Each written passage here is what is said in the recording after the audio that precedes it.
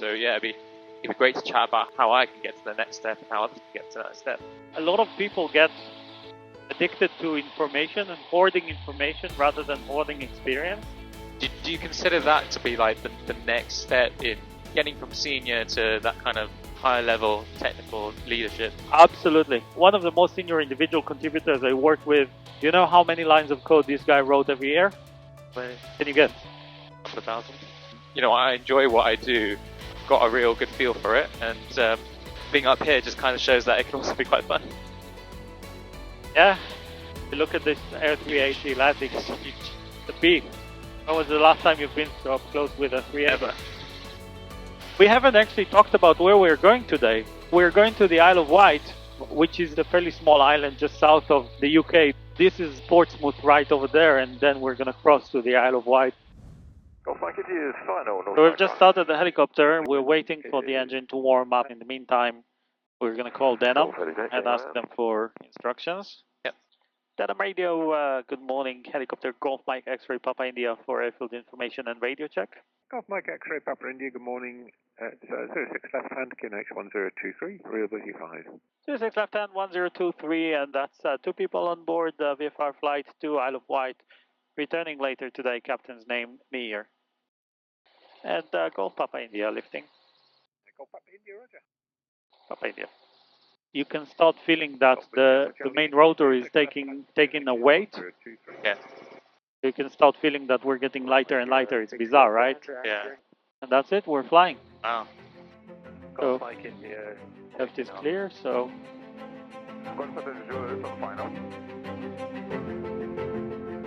It's like a hovercraft right now. Yeah. The beauty of helicopters, look, we can drive sideways and go backwards if we want to. It's just strange. Strange way to think about Yeah. flying, right? Golf Papa India, ready for departure. Hey, are you ready? I'm ready. Let's go. Okay, let's go. That's the fun part. And up she goes. That's a very different feeling from any airplane experience or anything like that. It is, right? And look at the view. Yeah, wow. Can you see central London? Yeah. We need to make sure we're not climbing over 1,000 here because this is Heathrow's control zone. Yeah. It's a very busy airspace. What a glorious day. The water's so blue. Yeah. Didn't think it was possible in London. All right. We get to see these lakes, you know, obviously from the bottom. So this white building over there is Maple Cross, and that's one of the entry point and exit points of Denham. Yeah. So I'm just going to tell them we're approaching Maple Cross and we're going to free call en route. Yeah. Gosh, this is so cool. That's amazing, right? Yeah. And Denham radio call, Papa India passing Maple Cross 1000 and free calling en route. Papa India, thanks. Have a good flight. Bye-bye. Thank you. See you later. Papa India. Amit, welcome. Thank you for having me. Wow, this is Yeah. incredible. Thanks for coming. This is exciting. I'll let you introduce yourself in a second. I'll just say that I did my career unblocking mini course and I have the community, and I offer the people in the community a free helicopter flight to join the Heli podcast and talk about data. This is where we talk about data in the sky and we stay above the noise level. So Amit is a senior data engineer, right? And he wanted to talk about career and how to grow as a senior data engineer and all of that. And I actually really liked your proposal and what you suggested. So I guess here we are. Yeah. That's amazing. Amazing. So I'll let you quickly maybe introduce yourself. My name's Amit, senior data engineer at Silver Technologies. It's a rail ticketing platform company, so mainly providing the ticketing platform behind your big rail companies. Yeah, so senior data engineer, working on building out a unified platform, data platform within the business. So trying to harness all that data and bring it all together is the main goal here. Been working there for 3.5 months and it's been good so far. You liking it? Yeah, really liking it. What did you do before? So I worked at a small bank called Chetwood Bank as a data engineer. I worked there for 3 years, mainly doing similar stuff. Same thing, data platform, building that from ground up. And then previous to that, I worked in consulting, so in EY, data consulting.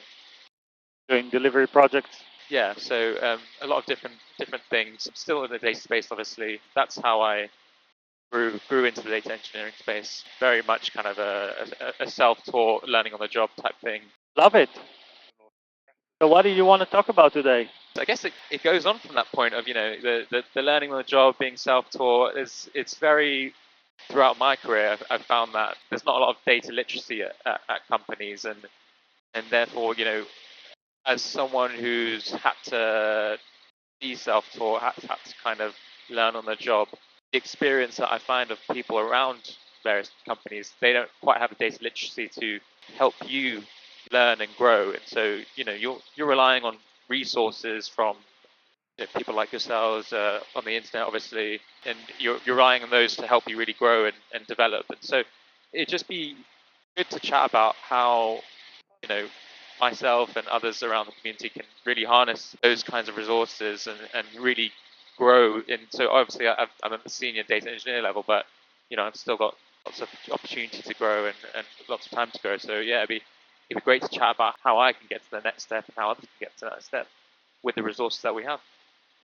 Yeah, I love this topic, and I'll be honest with you. When I started my career more than 20 years ago, I didn't have the resources that people have today. I didn't have, all these great people that I can just follow and learn from. I didn't have all the communities that we have, like, Data Engineer Things and a bunch of other communities and Slack groups and all of that. Like, we never had that infrastructure. I just had to figure things out on my own. Yeah. And that wasn't great. And now with AI, I mean, you have access to the world's information on your fingertips. I mean, there's never been a time in the history to learn with so much access to so much knowledge. It's amazing.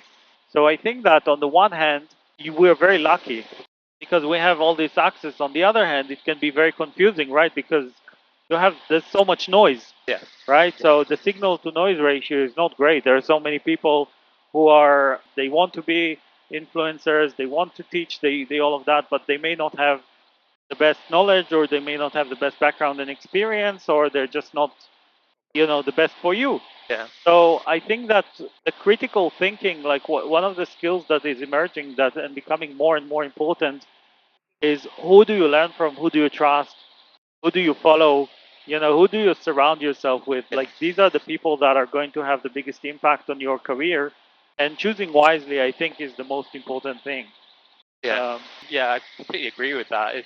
To be honest, when I was at EY and a very large corporation, obviously, many different skills and lots of different expertise. I had some really good people around me, and people had really good knowledge. But the nature of consulting, the different projects you may encounter, and obviously the requirements from the business, I wasn't able to always get stuck into the data engineering project. I wasn't able to get stuck into those roles because I had to move around. So I really enjoyed data engineering. So I had to take a decision in my career. Do I want to keep being very generalist, do many different things, or do I want to embed myself into this data engineering career path? And so then, I had to change my role and company, and I had to leave behind, some people that had some really good expertise and really good skills, and obviously you can keep in touch with them and everything, but it's not quite the same when day to day, and sometimes you just want that airtime with people, and you want to maybe bounce off ideas. And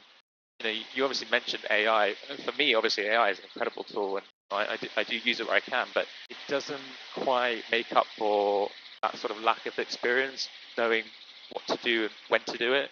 You can ask it a million questions about it, but that experience is so important. Yeah. So how do you learn today? Who do you learn from? It's a good question. I mean, I learned from my experiences as sort of in my previous roles. I learned from what I was taught, working with people, and then the overall kind of ethos and philosophy of what I'm doing in data engineering, building a unified platform, building a data lake, bringing in many different sources, and what's required on that front. That's drawn from my experiences and learning from people historically. But then, obviously on the technical side, you can't really get away from things like AI or even YouTube, being able to just improve your technical skills from that. And courses, I think courses are helpful to an extent, but I guess, really, really doing the stuff, exercising those technical skills is the important part. Yeah, I agree. I see a lot of people that get addicted to information, By the way, look at this Air 380 Atlantic. It's huge. The beast. When was the last time you've been so up close with a 380? Ever. That's a spectacular view. So I think that a lot of people get addicted to information and hoarding information rather than hoarding experience. Yeah. And I think that's not a very good way of doing things, right? So the best way to learn is to learn by doing. The other thing is that theory is nice, but I think that one of the best ways to learn is to learn from real world projects and examples of what people have done. This is why I try to bring, in my last two podcast episodes, like in the helicopter podcast episodes, I try to bring both Simon and Enzo to talk about real world examples of how data is really being used to impact the business. And I think that's really important because too many people, they understand the theory, they know how to build a pipeline, they know how to build a dashboard, but they don't necessarily have the understanding of how does that actually contribute to the business. Yeah. And how to make a difference using the data. And that's the thing that I'm trying to create clarity for right now. So I think that going to meetups is a great example. And also Medium and Substack are emerging as great sources because I see a lot of data engineers who actually share, case studies and talk about their projects and things they've done. And just seeing what other people build, what do they do with data, how do they do it, how do they use the technology they have access to, I think is a great way of learning. Yeah. Give me 1 second because we're getting close to Farnborough and we're going to cross their airspace now, so call them. Farnborough radar, Golf Mike X-ray Papa India requesting zone transit. Golf Mike X-ray Papa India, Farnborough radar pass message. Golf Mike X-ray Papa India, we're just about 6 miles to the north of your airspace, requesting to cross from the north to south from the M3 Junction 4 to the Tonginge roundabout, 1,600 feet VFR. Golf Papa India, Roger, squawk 0460, basic service, QNH 1022. 0460, Golf Papa India. Golf Papa India, have your clearance, have you ready to copy? Ready to copy, Golf Papa India. Golf Mike X-ray Papa India, cleared to cross Farnborough's controlled airspace, VFR, not above altitude 2,000 feet, reaching M3 Junction 4, A31 Tonga roundabout. Clear to cross at about 2,000 feet VFR and from the M3 Junction 4 to the Tonga roundabout, Golf Papa India. Golf Papa India, correct. So Black Bush is just right over there. I don't know if you can see it from where you are. Your dad used to be a pilot, right? He did, yeah. So he used to have a co-ownership of a Bravo. I can't remember the full model name, but yeah. Around 10 years old maybe, or 9, 10 years old, we'd go out up in the air and we'd go a little bit around and then come back. And yeah, I mean, I was telling you earlier, is honestly some of the best memories of my life, as a child, and go up in commercial planes and you don't get to see anything. If you're lucky, you might be able to see the cockpit if you're very lucky. But, just to see dad and flying, and you're right next to him, and then, maybe being able to take the controls yourself if he lets you. Yeah, just an incredible experience. And this is obviously taking me back. Very nostalgic feeling. I'm very glad. My daughter is 7 years old now. I love going out with her and flying. We've had some really great adventures together. And I never had that experience myself. Lima 1022, 1022. That's amazing, right? All the jets there. Yeah. We won't be with See you how for many? much longer because we're in Sandown. And Golf Papa India requesting free call en route. Golf Papa India, Roger, squawk consecutive, free call en route, bye-bye. Consecutive free call en route, Golf Papa India. We passed Farnborough. Probably the most involved part of the flight. Did that inspire you to be a pilot? Or not necessarily? I think he did. I think he sort of hoped that maybe I would get into something like that. But growing up, I think that the schooling system kind of took hold of me, and the university system, and I studied mechanical engineering. So I generally do have an interest in cars, engines, and all those kind of cliche mechanical engineering type things. But ultimately, I didn't really know what I wanted to do when I came out of university. Do you feel like you've found your path? I think so. Yeah. I mean, with data engineering, I enjoy what I do, and it's interesting for me, and I think that I can really grow in this space, and I've got a real good feel for it, and you know, being up here just kind of shows that it can also be quite fun.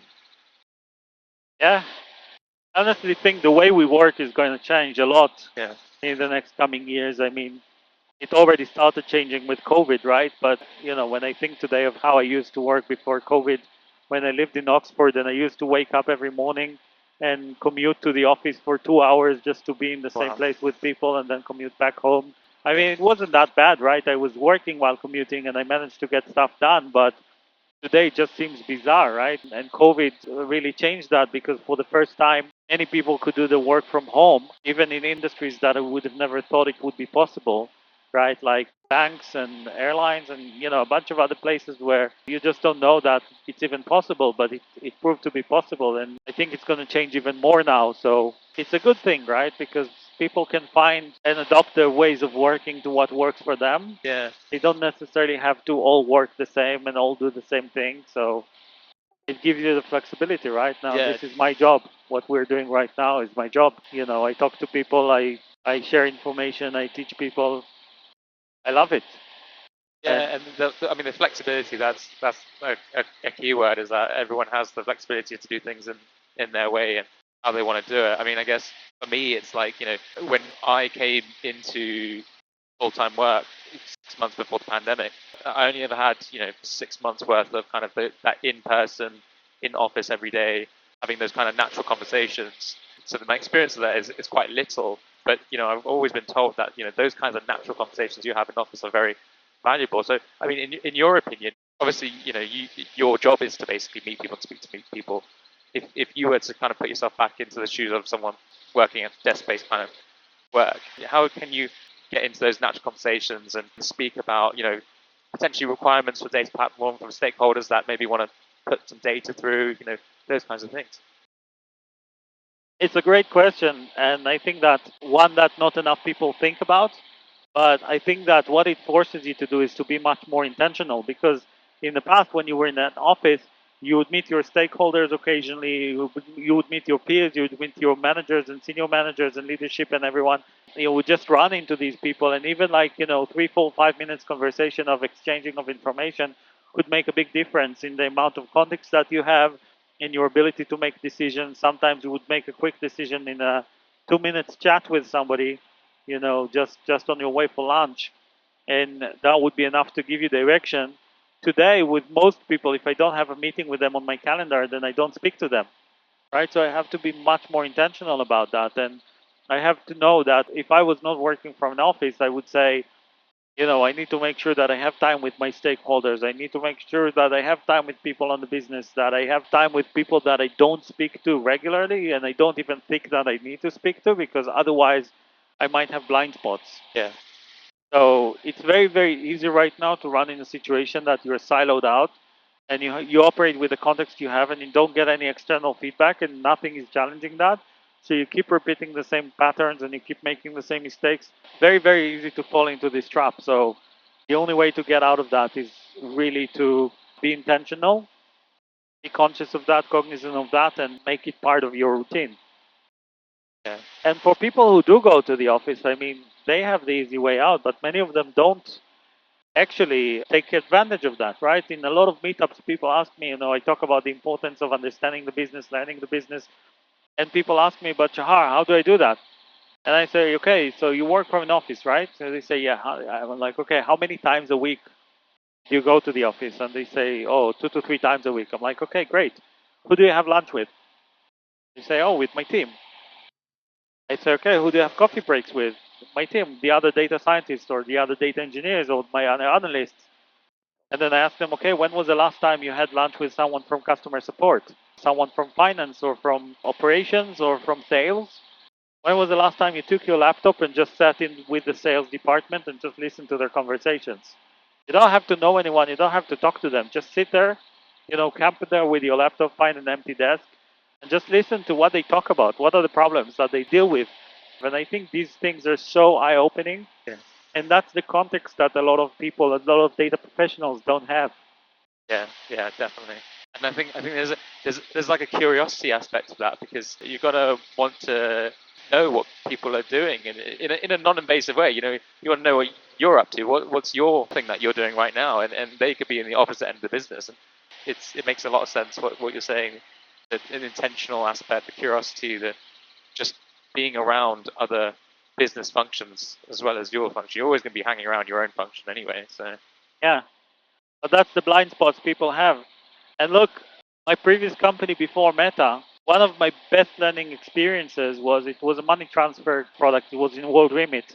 So it was a peer-to-peer money transfer to people in developing countries. And I wasn't necessarily a user of the product myself. I mean, I could use it to transfer money, but the people who are expats who move to another country to work there and send money back home to Philippines or Nigeria or whatever, like, these are the real users of the product. And I wanted to understand better, like, their situation, what do they do, how do they use the product, and all of that. And I tried to find ways to understand that. And the best way for me was actually spending a whole day with customer support. I literally sat next to someone from customer support. He gave me an extra set of headsets so I could hear all of the conversations. He said, just be quiet, but you can listen to the conversations.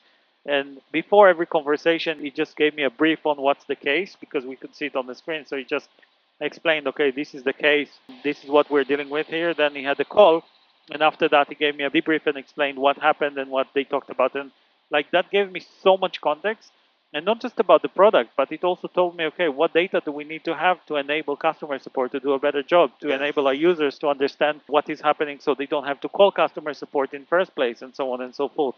So just spending a day there, like, the amount of notes that I took and the amount of ideas that it created was mind-blowing. yeah.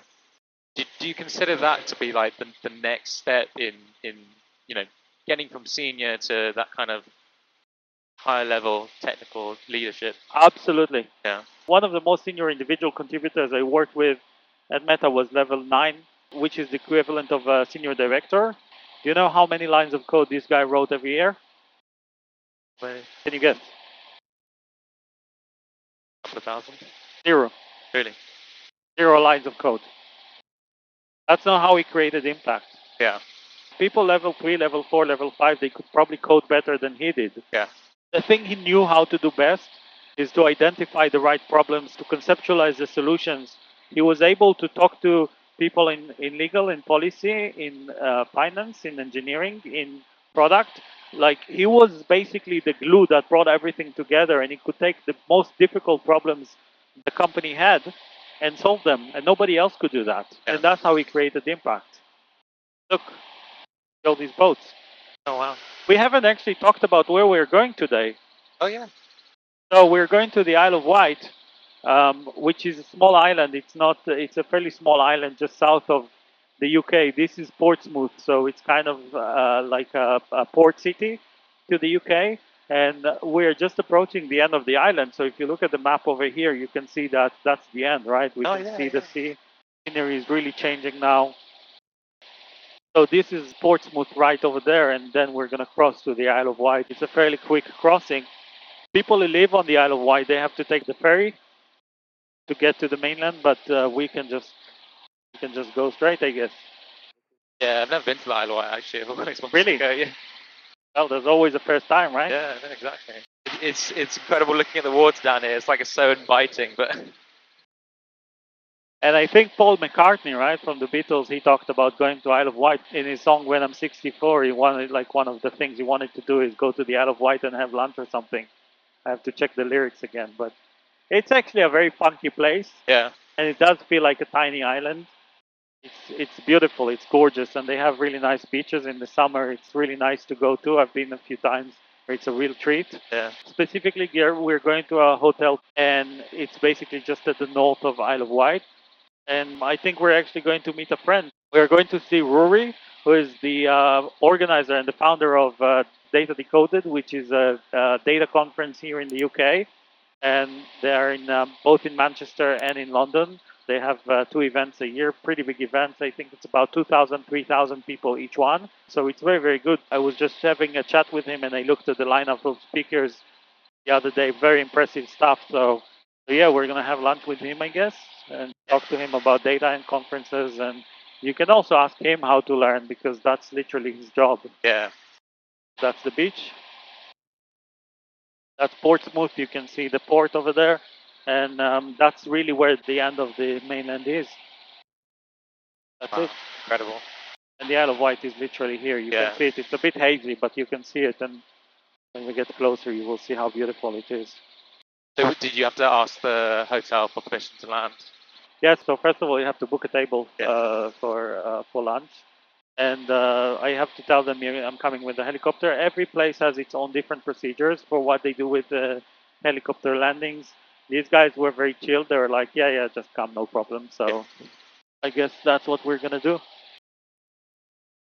Yeah, I mean, the data space is an interesting place to be because, every company works with data, but people rarely, actually dive deeper and, the basic elements of data. They work with it, but when I come across them, they don't seem to take much more of an interest than the surface level. And I think it'd be beneficial for everyone to have more data literacy.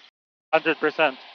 And every business is a data business. You just need to find the right angle, right? Yeah, exactly. I mean, if you have supply, or if you're in retail, that's a data business. If you're in manufacturing, that's a data business. If you're in SaaS, that's a data business. Gaming is a data business. Yeah. So really, like, there's a very nice data angle to every type of business you can think of. Yeah, definitely. So I think that's our hotel actually. So you can see the water coming in and the road, and you can see the hotel just right there and the trees. That's a beautiful So hotel. So what I'm going to do now is I'm going to do a quick low reconnaissance over the spot. So I'm going to have a look, make sure it's clear. There's no threats, no animals, no people. I can see there's somebody mowing the lawn. So we have to make sure he doesn't get in our way and we don't get in his way. We look at the size, shape, slope. We look at the surroundings. We look at our exit plan. How do we get it? So the town is to the north. We'll try to avoid them on the way back. We're looking pretty good. We're going to get away, give ourselves some space for the approach, and then turn back in.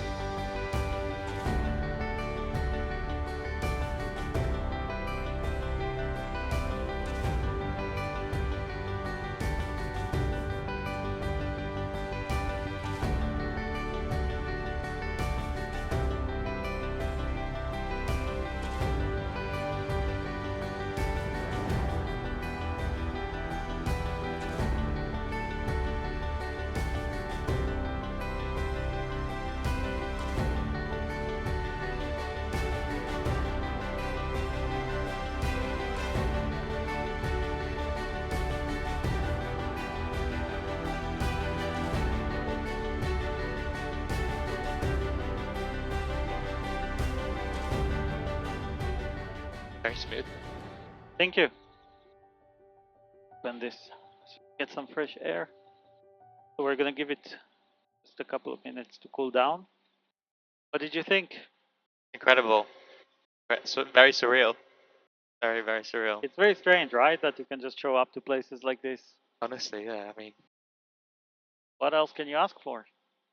no, it's an incredible life to live. By the way, I'll just take this moment to say that this whole idea of helicopter podcast is something I'm experimenting with, and I would really love to get some feedback from you all guys, just to know if you like it, if you think it's a good format, if it's not a good format. What do you like about it? Would you like to hear more about the helicopter? Would you like to hear less?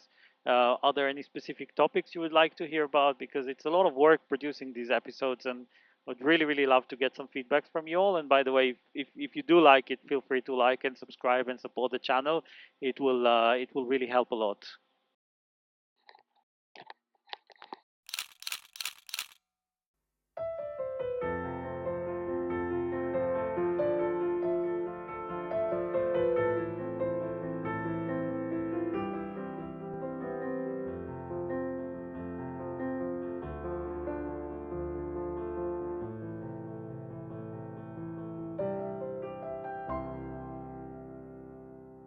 Okay, guys, so we've just had an amazing lunch with Rory, who is the founder of Data Decoded Conference. The conversation was very interesting because Rory is genuinely interested in the problems that the data industry has and also how to solve them through education, through networking, and through de-siloing, which is a topic that couldn't be more relevant and more timely than now. Rory also lives on the Isle of Wight. He grew up there and he moved back during the COVID-19 pandemic. And it's been very interesting to hear his take on the island lifestyle compared to living in a big city. After we landed and shut down the helicopter, Amit got out, walked around its stand, and said, Shahar, how did I even get in a situation where I fly in a helicopter to the Isle of Wight? My answer to him was, it's very simple. You applied. Let me explain, okay? Tens of thousands of people saw my posts over the past year with the course announcements in the community and everything that I've shared. But you joined the community. You took the step and you joined the community. And then I shared that opportunity. I sent an email to the entire community, and thousands of people got the email. Only hundreds of them actually clicked the application link where they could apply and say what they want to talk about and what's their topic and all of that. And only about 20 out of them actually made an application. And your application was one of the two that I liked. But the lesson here is most people don't even take the first step. So everybody right now needs to ask themselves, are you a person who says yes to opportunities, or are you a person who skips opportunities? In my executive coaching sessions and in my mentoring sessions, I talk to a lot of people who feel like they're stuck in their careers and they don't know how to progress. But when we review that, we actually see that they had so many opportunities ahead of them that they just skipped or let go or didn't take. So if you want things to improve for you and if you want to get unstuck, be a person who says yes to opportunities and see what happens. So on the way back, Amit and I had a very lengthy conversation about his specific situation and how to grow beyond senior level. And I wanted to give you a summary of this conversation rather than going through all of it. To understand my advice to Amit, I want to start with a story. So when I started my advisory business, I contacted a bunch of people I knew, a bunch of friends and people in my network, and most of them were senior leadership positions in various organizations. One of them was a very good friend of mine. We go a long way back. He recently sold his startup for $7 billion, but that was before, obviously, before his big exit. We had a chat and I asked him, what are your top three biggest problems right now? So he said, in data? And I said, no, in your company, you're the CTO of the company. What are the top three biggest problems? So he gave me two problems that I can't remember right now. And the third one was something about customer success issues and the fact that customers are not renewing their licenses. And that one in particular sounded very interesting. So I said, okay, that third one that you just mentioned, tell me more about that. So he went on and explained how they spent so much time and effort getting these massive deals with businesses. But then at some point, when these customers need to renew their licenses, they don't. And obviously, they always do a retrospect to understand why they lost customers. And they keep seeing the same signals again and again, like customers not using the product enough, their contact person left the company and nobody replaced them. They didn't have enough sessions. Nobody from customer success contacted them in the last 6 months, etc., etc. And I said, dude, it's a data problem. And he said, what do you mean it's a data problem? And I said, well, all you need to do is calculate the signals table at the customer level once a day and monitor these signals and just raise alerts whenever the renewal date is close, like is within the next 3 or 4 months and some of these conditions are met. Honestly, it's that simple. We don't need to overcomplicate it. You don't need crazy models or anything like that. If the renewal date is within the next few months and at least two of these conditions are met, raise a flag and have someone review that. And at that moment, he looked at me with his eyes glowing and said, dude, can you help us build that? Like, when can you start? And my advice to Amit was go speak with your CEO. He works in a fairly small company, so he can have some sort of access to the CEO. They all work in the same office, and he can randomly bump into him at some point or walk into his office when the CEO doesn't seem to be very busy. or is not in a meeting. But if you don't have access to your CEO, try to talk to the most senior people that you can find. Ideally, not necessarily in tech, but talk to business operators, right? Like your CFO, your customer success, your COO, whatever that is, and ask them what are their biggest problems. And then find the data angle to it, because almost every business problem will have some sort of a data angle to it. And most of the times, your stakeholders, they don't even realize that. So listen to their problems, identify a data angle to one of their problems, and then offer a solution and build it for them. And don't go for the crazy version, go to the minimum viable version. If you want, you should listen to my video about the 4 versions of every project and how to think about doing that. I'll put a link to that in the comments. But the point is that they may not know that their biggest pain point right now is actually a data problem, because that's not how they're used to think. And this is where you can add value as a data professional. And this is exactly what makes the difference between early career people and senior people. You cannot wait for other people to tell you what to do. And you cannot assume that your stakeholders know what they want, or that your stakeholders can think of things in the way that you can and they understand the data in the way you can. So if you want to grow, you must become a person who can, number one, identify a business problem. Then, number two, find a technical solution to that business problem. And number three, takes ownership and delivers that business solution. That is the way to grow. Okay, so before we wrap up, I just wanted to say thanks again for being with us and sharing this great moment with us and staying up until now.